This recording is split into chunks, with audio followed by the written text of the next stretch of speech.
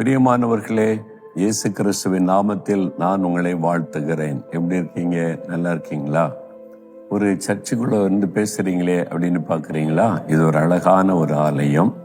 200 ஆண்டுகளுக்கு முன்பாக கட்டப்பட்ட ஒரு ஆலயம். இது மரத்தினால கட்டி இருக்கிறாங்க. பாருங்களேன், நிறைய மரத்தை பயன்படுத்தி ரொம்ப அழகாக இதை கட்டி இருக்கிறாங்க. இது டச்சு பீப்புள் இந்த இந்தோனேஷியா தேசத்துல 350 வருஷம் ஆட்சி பண்ணினார்கள்.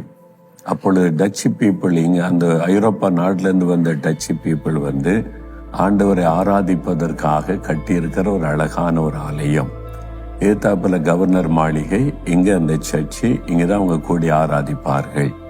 இது 250 வருஷம் பழமையான ஒரு ஆலயமா இருக்கிறதுனால சரித்திரபூர்வமான ஒரு ஆலயம். அதனால அரசாங்கமே இதை பாதுகாத்து பராமரிப்பதற்கான உதவிகளை செய்கிறது. இந்த இடத்துல இன்றைக்கும் ஆராதனை நடக்கிறது. தேவ பிள்ளைகள் கூடி ஆராதிக்கிறார்கள். மரத்தினால எல்லாமே செஞ்சு வச்சிருக்கிறாங்க. பார்க்கவே ரொம்ப அழகாக அருமையா இருக்கிறது. ரொம்ப பழமையான பொருட்களை இங்கே பார்க்க முடிகிறது. சரி, இந்த நாள்ல ஆண்டவர் எனக்கு வசனம் சொல்லுகிறார் என்று பாக்குறீங்களா? 1 பேதுரு 5ஆம் அதிகாரம் 10ஆம் வசனத்துல, கொஞ்ச காலம் பாட அனுபவிக்கிற உங்களை சீர்படுத்தி ஸ்திரப்படுத்தி பலப்படுத்தி நிலைநிறுத்துவாராக. பாடுபடுறீங்களா? உபத்திரம் வந்திருக்குதா? வீட்டுக்குள்ள, வேலை செய்யற இடத்துல, ஊழியத்துல, நீங்க வசிக்கிற சூழ்நிலையில ஒரே பாடா இருக்குது, ஒரே பிரச்சனையா இருக்குதுன்னு சோர்ந்து போக கூடாது. கொஞ்ச காலம்தான் அந்த பாடுகள். விசுவாசத்தோட சொல்லுங்க, கொஞ்ச காலம்தான் இந்த பாடுகள். பாடெல்லாம் கடந்து போய்விடும். என்னைக்குமே பாடுகளுக்குள்ள ஆண்டவர் அனுமதிப்பதில்லை. ஏன் இந்த கொஞ்ச கால பாடுகளை கூட அனுமதித்திருக்கிறார் என்றால், நம்மை சீர்படுத்தி ஸ்திரப்படுத்தி பலப்படுத்தி நிலைநிறுத்துவதற்காக. இந்த உபத்திரவர்கள் பாருங்க, அதுதான் நம்மளை சீர்படுத்துகிற. தப்பெல்லாம் உணர்த்தி காண்பிக்கும்.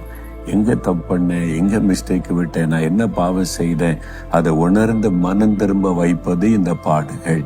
நம்மை சரிப்படுத்தி கொள்ள உதவி செய்வது இந்த பாடுகள். அது மாத்திரம் நம்மளை பலப்படுத்துகிறது. கர்த்தரையும் கூட இருக்கிறார். பாடுகள் வந்தா என்ன, நெருக்க வந்தா என்ன, உபத்திரம் வந்தா என்ன, ஆண்டவரையும் கூட இருக்கிறார்ல, நம்மை பலப்படுத்துகிறது. அதனால இந்த உபத்திரம் அவசியம், பாடுகள் அவசியம். பாடில்லாத கிறிஸ்துவ வாழ்க்கை கிடையாது. இயேசுவோட நடந்தீங்கன்னா பாடுகளின் வழியாகத்தான் நடத்துவார். அதை நினைத்து ஆண்டவருக்கு நன்றி சொல்லி, இந்த பாடுகளுக்காக ஸ்தோத்திர ஆண்டவரே, கொஞ்ச காலம்தான் எனக்கு இந்த பாடுகளை வைத்திருக்கிறீர்.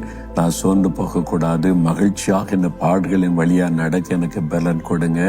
என்னை சீர்படுத்தி ஸ்திரப்படுத்தி பலப்படுத்தி நிலை நிறுத்துங்க.